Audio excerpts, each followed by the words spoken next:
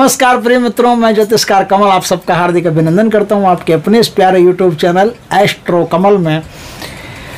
और आपसे एक निवेदन करता हूं कि अब तक आपने हमारे चैनल को सब्सक्राइब नहीं किया है तो सब्सक्राइब कर लीजिए, बेल आइकॉन का बटन दबा लीजिए ताकि हमारी ज्ञानवर्धक जानकारी पूर्ण वीडियो सबसे पहले आपके पास आ सके। आज मैं आपको दो ऐसी परियों की संयुक्त साधना सिखाता हूँ,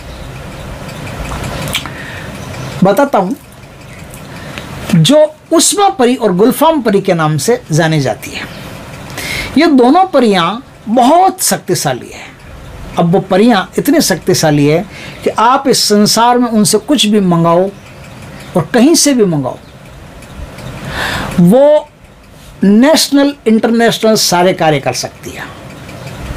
आपके रूप सौंदर्य को 1000 गुना बढ़ा सकती है। जितना जो साधक होता है उसका रूप सौंदर्य होता है, उसको बढ़ाना है। व्यवहार कुशलता बढ़ा सकती है, उसके घर में सुख शांति ऐश्वर्य बढ़ा सकती है, उसके घर में धन दौलत बढ़ा सकती है, उसके घर से बीमारियां भगा सकती है, उसके पड़ोसियों के घर से बीमारियां भगा सकती है। अगर साधक चाहे तो पड़ोसियों के घर में कोई भूत प्रेत पिशाच टोना टोटका अविचार कर्म कुछ भी हो सब भगा सकती है और एकदम जीवन को सकुशल शांत मस्त आलिशान कर सकती है। ऐसी साधना है, ऐसी जबरदस्त साधना है।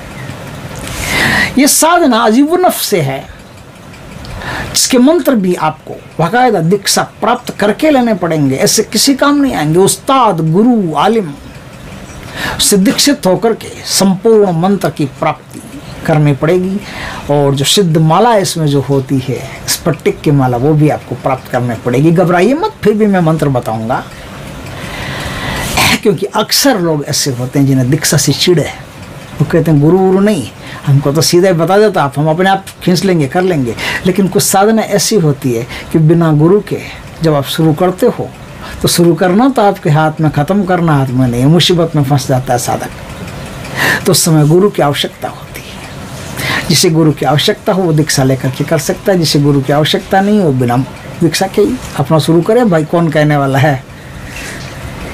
तो ये जो साधना है ना, ये किसी भी शुक्रवार के दिन, शुक्ल पक्ष के किसी भी शुक्रवार के दिन से इस साधना को आप कर सकते हैं।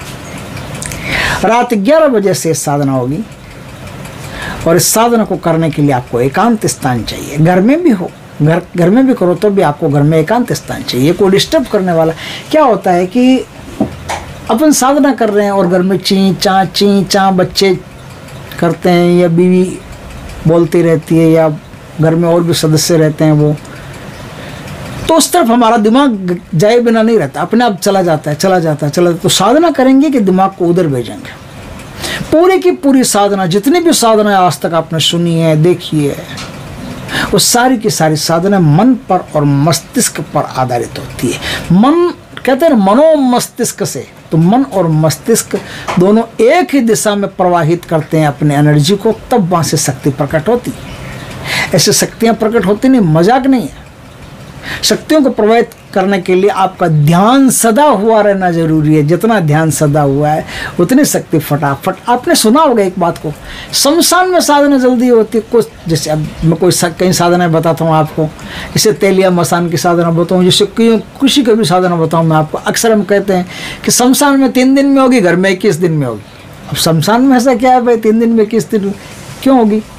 इसका कारण इतना ही है कि जब आदमी शमशान जाता है तब आदमी वैरागी हो जाता है, उसका चित्त शून्य हो जाता है, मन एकदम पवित्र हो जाता है कि शमशान में भाई बैठे हैं, एक दिन सबको आना है। देखो ये दादाजी भी गुजर गए, ये काका जी भी गुजर गए, ये सब गुजर गए, ये पड़ोस वाली आंटी जी भी चल रही है, बस रही है, अब तो सब जाना ही है, जाना ही है।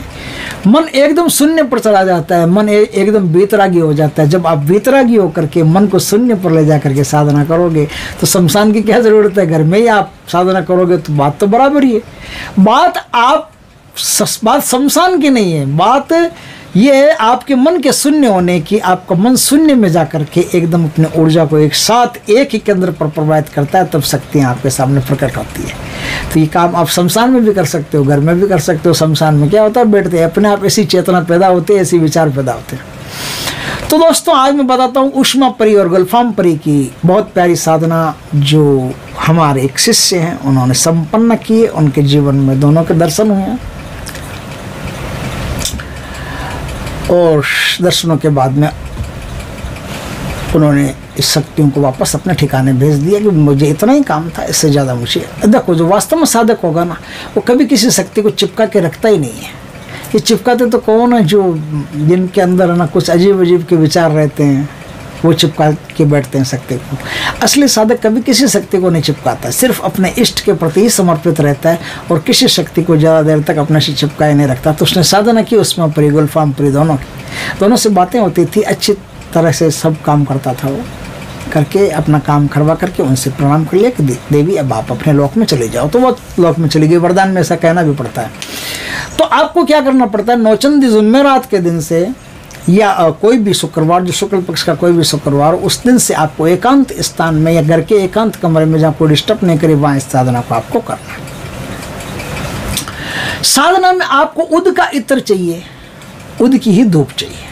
दोनों आप पहले से ला करके रखना और एकदम इम्पोर्टेंट लाना, बढ़िया लाना, टॉप क्लास के लाना, ये आपके पास होनी चाहिए। साधना में एक स्फटिक की सिद्ध माला चाहिए, वो भी आप अपने गुरु से या कहीं से भी जहाँ मिलती हो वहाँ से आप मंगवा लीजिएगा। ये सामान आपको चाहिए।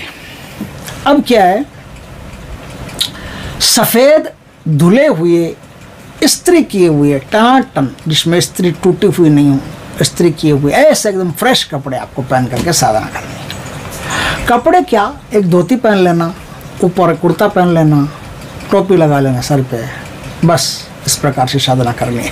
साधना में जब भी मैं मुसलमानी साधना बताऊँ, ख्याल रखना कि माला उल्टे ढंग से फेरी जाएगी, ऐसे नहीं फेरी जाएगी जैसे हम फेरते हैं। माला को विपरीत फेरना पड़ेगा, विपरीत घुमाना पड़ेगा।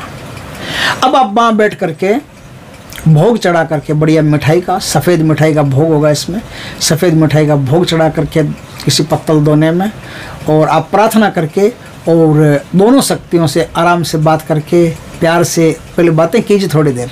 फिर अपने गुरु की पूजा, अपने इष्ट की पूजा, गुरु की पूजा के बाद में सीधा इस मंत्र का आपको जाप करना है। 2100 मंत्रों का जाप आपको करना है। संपूर्ण मंत्र आप गुरु से दीक्षा प्राप्त करके लीजिएगा। 2100 मंत्रों का जाप करना है। मंत्र है मलेन इसरालिल गेब, मलेन इसरालिल गेब। अब आपको 2100 मंत्रों का वहाँ बैठ करके जाप करना है। जब आप बैठोगे साधना में, उसके पहले दिन, दूसरे दिन से ही आपको तगड़े अनुभव होना शुरू हो जाएंगे। आपको ऐसा महसूस होगा कि पूरा घर सुगंध से भर गया है। ये जहाँ आप साधना कर रहे हो, उनकी सुगंध तो लाए थे आप, बढ़िया है, अच्छी सुगंध है, लेकिन ऐसी ऐसी सुगंध वहाँ, ऐसी ऐसी वहाँ सुगंध फैल गई है जो आपने पहले न तो कभी सुनी थी, न इसके बारे में सुना था, न कभी ऐसी सुगंध को महसूस किया था। ऐसी शानदार सुगंध आपको वहाँ महसूस होगी। आपको किसी की धीरे धीरे, आहिस्ता आहिस्ता, एकदम ज़मीन पे पाँव मैले न हो जाए इस प्रकार से चलते हुए पाँव की आपको आहट सुनाई देगी। आपको बहुत ही कोमल स्पर्श महसूस होगा, जैसे किसी मस्त रुई ने आपको छुआ है, एकदम कूल ठंडी रुई ने आपको छुआ, ऐसा महसूस होगा। आपको आसपास ऐसे आकृतियाँ धीरे धीरे चलते हुए स्त्रियों की आकृतियाँ दिखाई देगी। बहुत सुंदर अनुभव होंगे। कभी कभी एकदम खनखनाहट होगी, पायलों की आवाज़ें होगी। इस प्रकार से जब आप साधना करोगे तो 11 दिन आपने साधना इसी प्रकार से करनी है। उद का धूप लगाना है, बढ़िया मिठाई लगानी है, दीपक लगाओ तो लगा देना, चमेली के तेल का दीपक लगा देना, नहीं तो घी का दीपक लगा देना, नहीं तो तेल का लगा देना, मीठे तेल का दीपक लगा करके आप साधना कीजिए। 11 दिनों में शक्ति आपको टच कर लेगी। 11 दिनों में शक्ति आपको टच कर लेगी। वो टच करने के बाद में फिर जब आपके सामने प्रत्यक्ष हो तब उनको भोग बल दीजिएगा, मिठाई विठाई दीजिएगा, प्रसाद दीजिएगा, शरबत दीजिएगा, उनसे प्रार्थना कीजिएगा, उनकी प्रशंसा कीजिएगा। और प्रशंसा से दोनों शक्तियाँ खुश होकर आपको वरदान देगी, आपको आशीर्वाद देगी, आपको वचन देगी। उन वचन लेकर के और फिर आप इस संसार में छोटे बड़े बहुत सारे ऐसे काम हैं जो भलाई के काम आप आराम से करवा सकते हो, वो काम आप करवाइए। दोस्तों, वीडियो अच्छा लगे तो लाइक करना, कमेंट करना, शेयर करना। पहली बार हमारे चैनल पर आए, चैनल को सब्सक्राइब करना, पास में जो बेल आइकॉन का बटन दबा देना, ताकि हमारी ज्ञानवर्धक जानकारीपूर्ण वीडियो सबसे पहले आपके पास आ सके। जय श्री कृष्ण दोस्तों।